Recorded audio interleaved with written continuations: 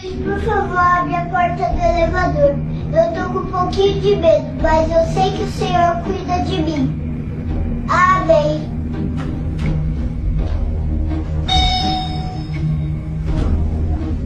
In that hustle. Big shout out to SPI, Spotter Low. You know I'm in the black box. Had to come through, tap in, show love one time.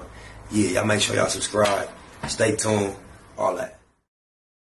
Say what you want about that boy Godfrey, man, but you ask me, he does a good, great, excellent job at staying on code in a climate where it's so easy to compromise and go with the flow and not be about principles, integrity, or character. And this time, Elon Musk, daddy done said some wish. Oh my mama. You know, the older a person gets, the more candid they are with their feelings. And, you know, it's an old saying, you let them keep talking, they'll tell you the whole truth. You just got to listen, don't interrupt them. And the arrogance of white supremacy is hard to hide. And especially when you're speaking to an elder of the elk. So to he who has an ear, let him hear. Word to the wise is sufficient. But shout out to Godfrey for speaking up and others who have spoken up as well, because Elon Musk is no small task when it comes to being on the wrong side of an individual publicly, politically, and Godfrey ain't bit his tongue. Oh, my mama. With no further ado, let's see what Godfrey and Elon Musk, musty-ass daddy, done been up to. Reporting live from Roberts Club in Atlanta for Comedy Hype News, I'm John Abba. America, in the next 20 years, will become, for the first time in its history, a minority white country. You don't like technology, or what is it? You want to go back to the jungle, or? Elon Musk's father, Errol. The pin right there, go back to the jungle. Key phrase.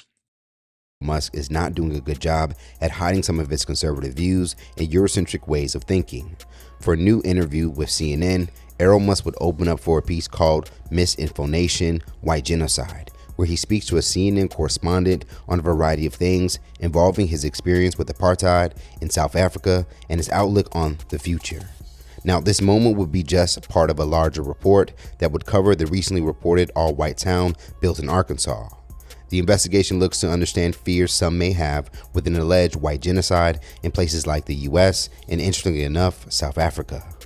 One moment in particular would cause many to raise their eyebrows when the 79-year-old Musk would respond to white people possibly becoming the minority in America in the next 20 years, and how coming up in South Africa showed the positive side of white people existing in foreign countries.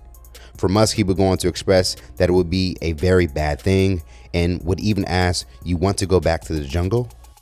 America, in the next 20 years, will become, for the first time in its history, a minority white country. Well, that will be a very, very bad thing to happen.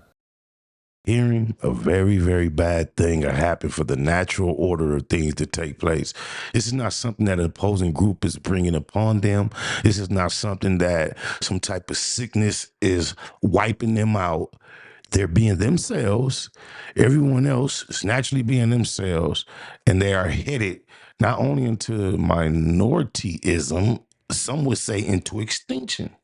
Now, that would be very, very bad. I could imagine one amongst them would feel. But just becoming the lower in number, why would that be very, very bad? Let him expound and explain with his small peon brain. You want to see the US go down? Why? Oh, you don't like cars and electric cars, and you don't like technology, or what is it? You want to go back? Would jump in and speak about all the technical accomplishments of blacks at this point, at this moment, just to let y'all know I'm aware, but it's already coming in the clip, so don't trip.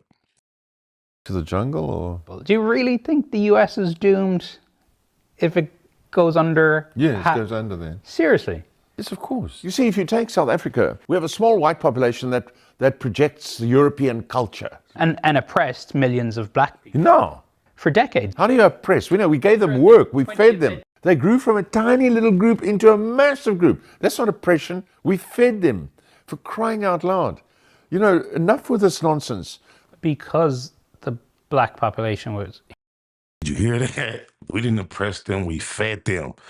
Now take your mind to the American Civil Rights Movement and the things that were happening during slavery. You know, at the least, they fed you. I remember watching The Birth of a Nation, and it's a scene where the white man that owned the plantation is being alerted by one of his helpers that they got guess a disgruntled, what you would call a slave, someone that's not cooperating. And so the man being so frustrated, he follows his help back to where they are, and you get to an area where you see like about 7 or 8 slaves chained up on their knees, but their hands is chained up, their legs is shackled. And the old man walks right in. He said, "Which one?" He points him out. He was refusing to eat. And so immediately the man took a chisel, went in his mouth with a hammer, knocked all his teeth out, took like a funnel thing, shoved it down the dude's throat, and just started pouring some porridge type oatmeal slush garbage down his throat. So while he was gargling on his blood, his teeth, the man also fed him. So the fact that he said we fed them is so deplorably despicable, and it's speaking over the head of a lot. But this is what they would consider, you know, it wasn't oppression. We fed them. Here was so oppressed under apartheid. Well, we never saw this oppression you're talking about.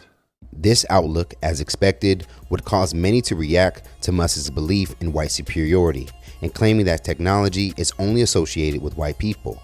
When the reporter of the segment, Donnie O'Sullivan, would share news of the new interview on his X account, he would receive a series of responses.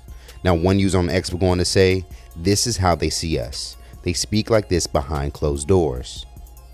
Now, over on Instagram, while sharing that same moment, Dio Hughley would write, "Apple meet tree," referring to some of Elon's way of thinking had to have been influenced by his dad. Now, for comedian Godfrey, one of the most recognized Africans in the world, he would have a lot more to say about Musk's comments about America losing its majority white population and how South Africa is serving as an example as the importance of white people in parts of the world. Godfrey would jump on his social pages and deliver a very direct response to Musk's claims on white people bettering South Africa and America. Errol Musk, Elon Musk's dad. I got to give it to this guy. He doesn't pull any punches. His racism is right in your face, as we know where we stand with this crazy motherfucker who got his stepdaughter pregnant. You want to go big to... Wait a minute. He got. See, these are the type of things that you could just say real fast and brush over in certain communities, and it's still okay for the members of the community to consider themselves superior. And you know, with them facing what they were just discussing earlier, and the father saying that would be a very bad thing for them to be the minority. In order to combat those type of things, they will resort or revert because he already's done it, got his stepdaughter pregnant. These are the type of tactics they tend to try to utilize to fight against becoming a minority and keeping a pure bloodline, so they say. Oh, my mama. The jungle?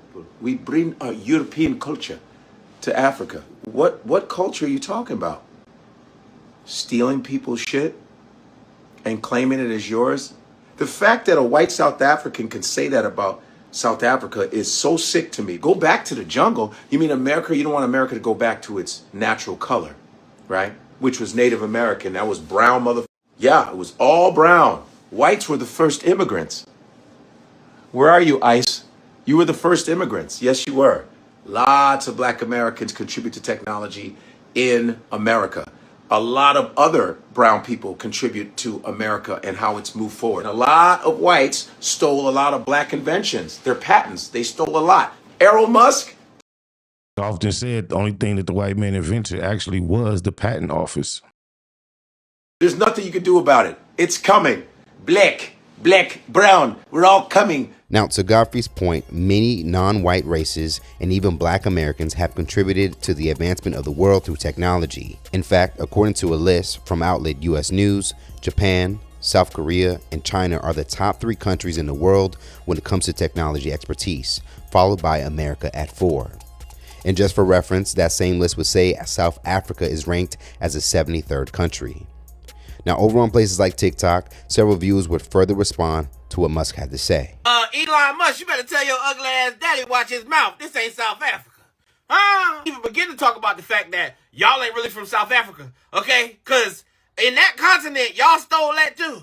Just like y'all stole every goddamn thing else. Elon Musk daddy need to watch his mouth when he on these interviews, and CNN, y'all should know better than even posting that. So let's talk about it more in the comments below. How do you feel about these recent comments by Errol Musk?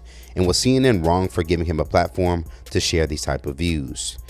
Stay up to date for the latest news and comedy by subscribing here to our YouTube channel. If you enjoy content like this, check out hypersclub.com to get a membership to watch full interviews and more original content.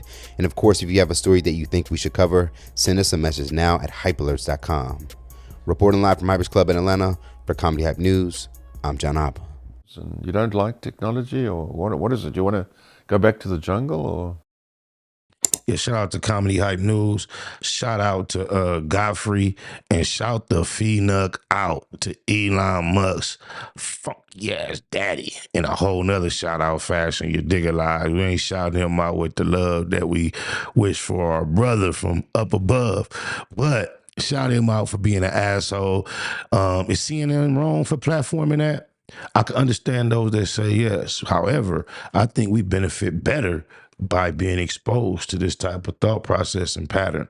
Usually men don't get that candid until they get a little older. We've seen Quincy Jones suffer from age, causing him to share more publicly than he probably would.